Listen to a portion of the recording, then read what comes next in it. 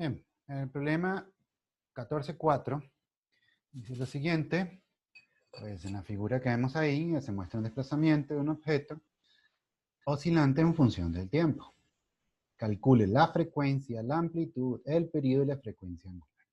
Entonces, bueno, antes de pasar a la parte de la solución, pues veámoslo aquí primero. Fíjense que para poder calcular frecuencia y amplitud, pues necesitamos, a menos de una gráfica, la gráfica de la posición contra el tiempo. ¿Ok? Entonces, para calcular frecuencia necesitamos periodo, ¿verdad? De una gráfica como esta. Entonces, digamos que la A y la C se pueden determinar al mismo tiempo. ¿Ok? O para determinar la A, en realidad necesitamos el periodo, que es lo que piden en la C. No es normal, ¿verdad? Que se necesite un valor que piden después antes. ¿Ok? Normalmente todo esto lleva pues un orden. Se va resolviendo de acuerdo a ese orden. Pero bueno. Entonces, para calcular esta frecuencia necesitamos el periodo y el periodo es el tiempo de una oscilación, ¿ok? El tiempo que tarda desde el gráfico en ir desde un punto a otro igual, en igual condiciones, ¿ok? Entonces, pues, si nos fijamos aquí, pues tenemos, digamos, podríamos ver puntos, ¿ok? No tenemos dos crestas, no tenemos dos valles, ¿ok? Entonces tenemos que buscar dos puntos que sean iguales.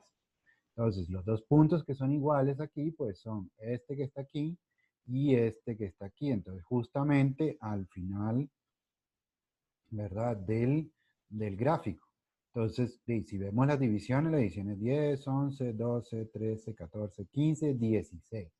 Ya tenemos que el periodo sería 16 segundos. ¿Ok?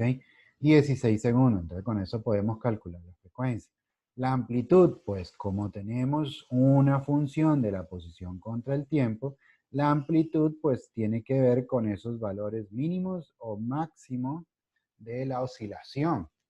Entonces fíjense que pues está relacionado con eso, de 10 centímetros.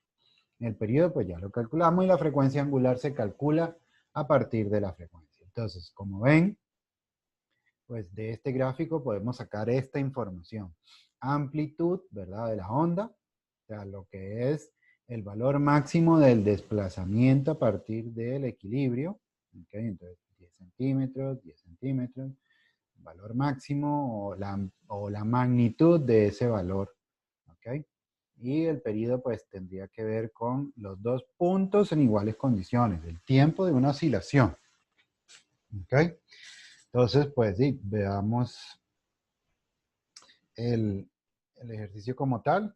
Pues como les dije, la frecuencia se puede determinar a partir del tiempo entre dos puntos iguales de la gráfica. O sea, el tiempo de una oscilación, ¿ok? El tiempo de una oscilación. Entonces, bueno, y para eso necesitamos, entonces de la gráfica el tiempo entre dos puntos iguales, o sea, equivale a 16 segundos. O sea, es el periodo. ¿Ok?